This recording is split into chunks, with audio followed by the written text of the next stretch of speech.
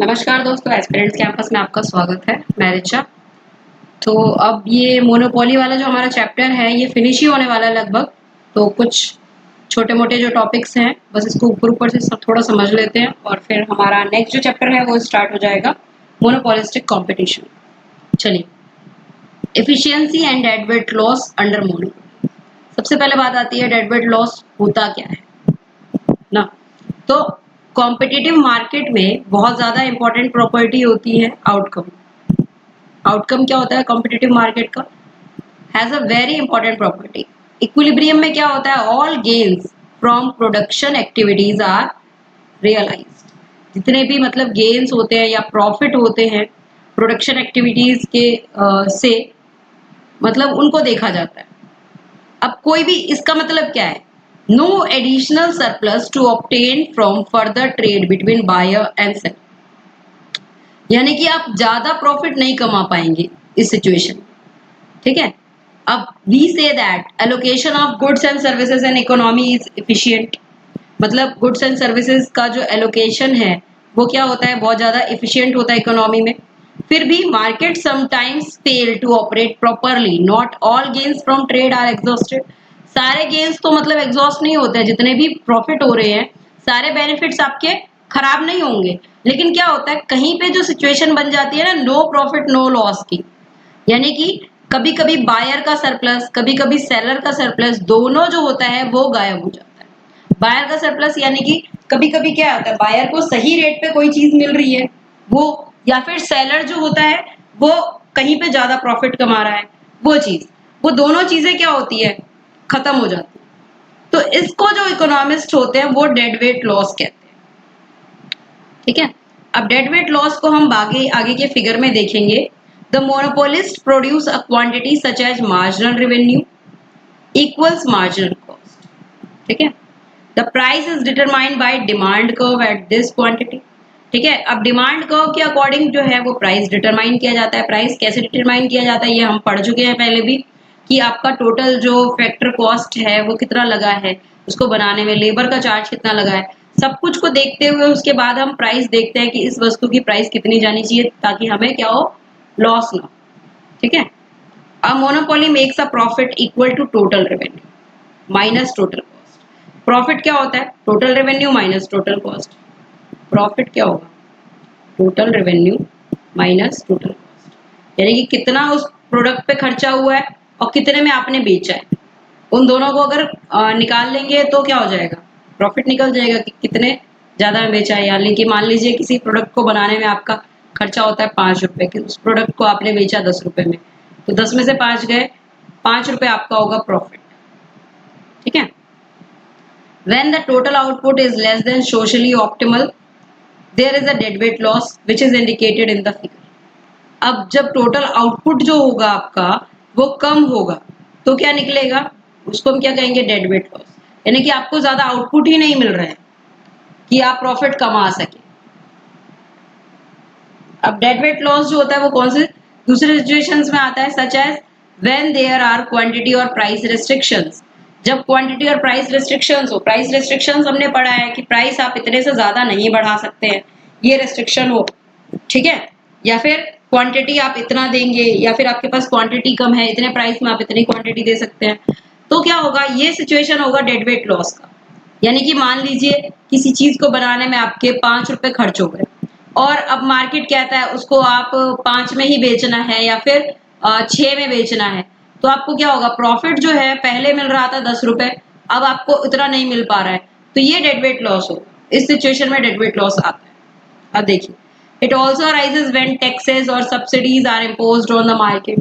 जब हमें टैक्स देना पड़ता है, सब्सिडीज देनी पड़ती है मार्केट में, और उतना ही हमारी जो प्रॉफिट होता है उतना वो होता ही नहीं है। Tax incidence is the way in which the burden of tax falls on buyer and seller. अब टैक्स का बर्डन क्या होता है? बायर और सेलर दोनों पे पड़ेगा, है ना। अब that is who suffer more of the dead weight loss. अब जो ज्यादा सफर करता है उसको हम डेड वेट लॉस की कैटेगरी में देखेंगे। The incidence of tax depends on elasticity of supply and demand. अब टैक्स का जो इंसिडेंस है वो किस पे डिपेंड करता है? सप्लाई एंड डिमांड के इलास्टिसिटी। अब ये देखिए, बायर का सरप्लस ये है, सेलर का सरप्लस मोनोपोली प्रॉफिट में ये वाला है, ये वाला जो पार्ट है। अब डेड वेट लॉस जो होगा वो ये होगा, क्योंकि इन दोनों के बीच में देखिए डिफरेंस कितना, ठीक है। अब मार्जिनल कॉस्ट ये है, ठीक है, और यहाँ पे मार्जिनल वेरिएबल कॉस्ट है, मार्जिनल रेवेन्यू का कर्व ये है। तो इस कर्व को आपको ध्यान रखना। ये वाला जो पार्ट होगा यहां से निकला, ये जो पार्ट होगा ये होगा dead weight loss.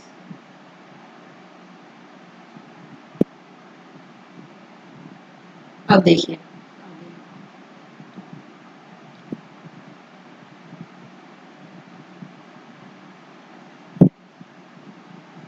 Price determination under monopoly. अब मोनोपोली में प्राइस डिटर्मिनेशन क्या, डिस्क्रिमिनेशन कैसे होता है, ठीक है, प्राइस को कैसे हम डिस्क्रिमिनेट कर सकते हैं। अब देखिए मोनोपोली में क्या होता है, सिंगल सेलर होता है, ठीक है, एक प्रोडक्ट का, जिसको हम क्या कहते हैं, मोनोपोलिस्ट कहते हैं। मोनोपोलिस्ट का पूरा कंट्रोल होता है प्राइस पे, डिमांड पे, सप्लाई के डिसीजंस पे, ठीक है। तो price in a way so that maximum profit can be earn, तो इसीलिए वो प्राइस को ऐसे डिटरमाइन करते हैं ताकि उनसे ज्यादा से ज्यादा वो प्रॉफिट कमा सके। अब monopolist open charges different prices from different consumers, अलग अलग प्राइसेस वो अलग अलग कंज्यूमर से लेते हैं, ठीक है, इसी को हम कहते हैं प्राइस डिस्क्रिमिनेशन। अब रॉबिन्सन के अनुसार, रॉबिन्सन जो थे उन्होंने क्या कहा था, price discrimination is charging different prices of same product और same price for different product, यानी कि अलग अलग प्रोडक्ट के लिए अलग अलग प्राइस लिए जाए, मतलब अलग अलग प्रोडक्ट के लिए सेम प्राइस लिया जाए या सेम प्रोडक्ट के लिए अलग अलग प्राइस लिया जाए, तो उसको कहते हैं प्राइस डिस्क्रिमिनेशन, यानी कि डिस्क्रिमिनेशन हो रहा है उनके बीच में, भेदभाव हो रहा है, ठीक है।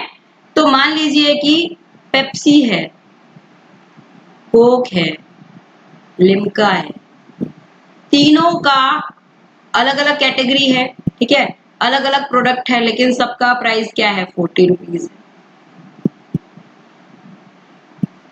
ठीक है। और यही पेप्सी का प्राइस अलग अलग स्टेट में अलग अलग हो जाएगा, किसी से आप 40 रुपए ले रहे हैं, किसी को आप 30 में ही दे रहे हैं, किसी से आप 32 रुपए ले रहे हैं, तो ये हो गया क्या, प्राइस डिस्क्रिमिनेशन। अब टाइप्स ऑफ प्राइस डिस्क्रिमिनेशन क्या उससे होता है, एक होता है पर्सनल, पर्सनल यानी कि अपने ऊपर डिपेंड करता है, ज्योग्राफिकल एरिया के according, on the basis of use, कि उसका यूज आप कैसे करते हैं। पर्सनल प्राइस डिस्क्रिमिनेशन क्या होता है, एक सिचुएशन है जब अलग अलग प्राइस चार्ज किया जाता है अलग अलग इंडिविजुअल से, जैसे कि आप क्या देखते हैं, डॉक्टर जो होता है अलग अलग चार्ज करते हैं पुअर और रिच के अकॉर्डिंग, कोई अगर इंसान ज्यादा रिच है उससे ज्यादा पैसे ले लेते हैं, कोई पुअर पेशेंट है तो उससे थोड़े कम पैसों में छोड़ देते हैं। ज्योग्राफिकल देखते हैं, ज्योग्राफिकल यानी कि एरिया के अकॉर्डिंग, ठीक है। अब देखिए ये जो प्राइस डिस्क्रिमिनेशन होता है, monopolist charge different prices different places of the same product, अलग अलग प्लेसेस पे। अब इस टाइप का जो डिस्क्रिमिनेशन है पॉसिबल है if those who buy lower price can not sell to those who charge higher price by the firm, ठीक है। अब किसी ने क्या हुआ, सस्ते में तो खरीद लिया, अब वो क्या होता है महंगे में बेच नहीं सकते हैं दूसरे फॉर्म्स, तो ये ज्योग्राफिकल एरिया हो गया, ठीक है। On the basis of use, जरूरत के अकॉर्डिंग, इस टाइप का जो प्राइस डिस्क्रिमिनेशन होता है, different price are charge according to the use of product, अलग अलग प्राइस चार्ज किए जाते हैं, जैसे कि electricity supply board low rates charge करता है डोमेस्टिक कंजम्पशन के लिए, हायर रेट चार्ज करता है कमर्शियल कंजम्पशन के लिए, है ना, इसी तरीके से अलग अलग प्राइस चार्ज की। अब डिग्रीज ऑफ प्राइस डिस्क्रिमिनेशन क्या है, first degree, second degree, third degree, इस तरीके से डिफाइन किए गए हैं अलग अलग। अब देखिए perfect price discrimination as it involve maximum exploitation of consumer, सभी बायर्स जो होते हैं मैक्सिमम प्राइस देना चाहते हैं, ठीक है, मोनोपोलिस्ट में, लेकिन परफेक्ट प्राइस डिस्क्रिमिनेशन क्या होता है, ज्यादा से ज्यादा अगर कंज्यूमर का एक्सप्लॉयटेशन हो तो उसे कहा जाता है परफेक्ट प्राइस डिस्क्रिमिनेशन। अब इस डिस्क्रिमिनेशन में कंज्यूमर फेल हो जाता है एंजॉय करने में कंज्यूमर के सरप्लस को, यानी कि मजा नहीं आता उसे, जितना उसने पे कर दिया काफी ज्यादा पे कर दिया, जैसे कि डॉक्टर्स एंड लॉयर्स को। अब क्या होता है कि मतलब क्या होता है, कई बार क्या मरीज जो होता है, पेशेंट होता है, वो उसकी डेथ हो जाती है, फिर भी डॉक्टर्स कहते हैं भाई 4 लाख लाओ तभी हम डेड बॉडी देंगे। कंज्यूमर का कितना ज्यादा एक्सप्लॉयटेशन हो रहा है इस केस में। अब सेकेंड डिग्री प्राइस डिस्क्रिमिनेशन में देखिए, ठीक है, अलग अलग प्राइस चार्ज किए जाते हैं groups depending upon that they are willing to pay. ठीक है, अलग अलग ग्रुप्स में होते हैं, जैसे इकोनॉमी क्लास की अलग टिकट हो गई, है ना, एसी का अलग हो गया, स्लीपर का अलग हो गया। तो इस टाइप का जो होता है रेलवे एयरलाइंस में प्रैक्टिस किया जाता है सेकेंड डिग्री प्राइस डिस्क्रिमिनेशन। उसके बाद आता है हमारा थर्ड डिग्री प्राइस डिस्क्रिमिनेशन।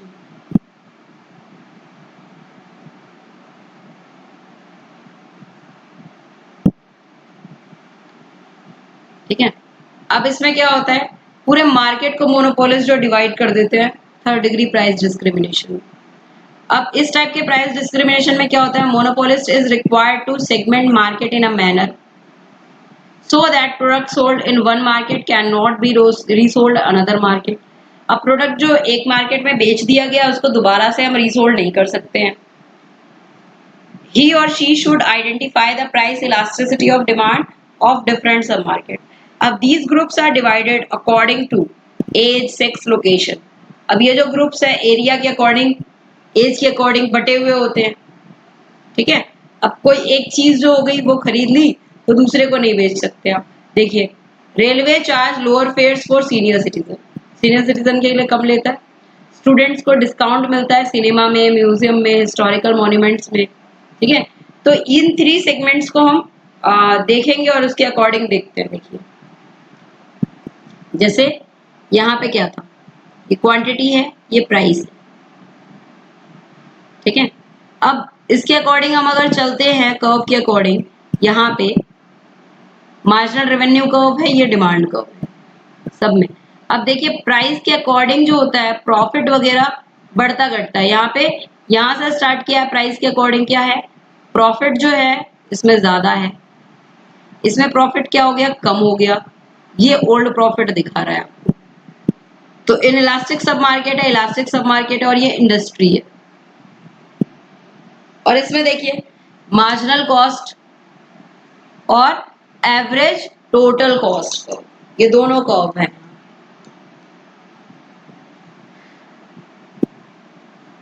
खैर ये इतना इंपॉर्टेंट टॉपिक नहीं है। प्राइस डिस्क्रिमिनेशन पूछ सकता है आपसे कि ये प्राइस डिस्क्रिमिनेशन क्या होता है, तो इसका आंसर आप दे सकते हैं। उसके बाद है pricing in public monopoly. Pricing यानी कि कैसे आप प्राइस लगा सकते हैं उसका पब्लिक मोनोपोली में। ठीक है, देखिए, तो objective of a public monopoly is to provide more output, charge lower price as to increase welfare of people. Public monopoly में क्या होता है, लोगों की भलाई के लिए पैसे आप कम कर सकते हैं। Optimal pricing and output decision by such an undertaking is not based on profit और sales maximization principle but on maximization of welfare. अब एवरेज कॉस्ट प्राइसिंग, अब मार्जिनल कॉस्ट प्राइसिंग, ये जो होते हैं दो पॉसिबल ऑप्शंस हैं determination के लिए of output and price by a public utility firm। In fact, these two options can become policy guidelines for the government for price regulations of a private monopoly firm as well। अब इसको क्या है, there is a need to regulate monopoly। जरूरत है किसको, monopoly को regulate करने की, क्योंकि monopolist have ability to restrict out. Monopolist के पास क्या एबिलिटी है आउटपुट को रिस्ट्रिक्ट करने की, and raise price of this product and this way earn super normal profit. और इस तरीके से वो क्या कर सकते हैं, सुपर नॉर्मल प्रॉफिट कमा सकते हैं। अब देखिए marginal cost pricing, marginal cost pricing क्या है ये आपको पता है। उसके बाद average cost pricing, markup pricing, markup pricing यानी कि जितना लिखा हुआ होता है उतना ही प्राइस। ठीक है, और ये आपका चैप्टर फिनिश है। इसके बाद इसमें कुछ बचा नहीं है चैप्टर में ज्यादा।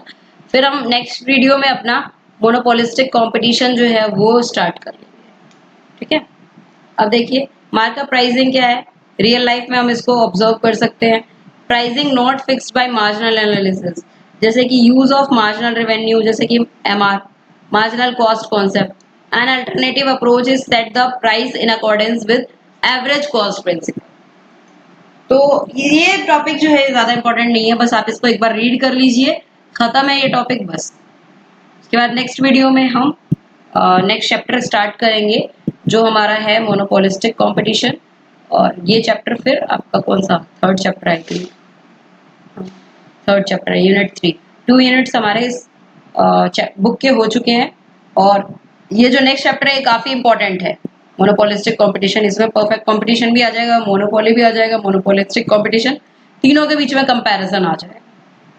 ठीक है, if you like the video then do subscribe the channel and follow us for more video updates. Thank you so much.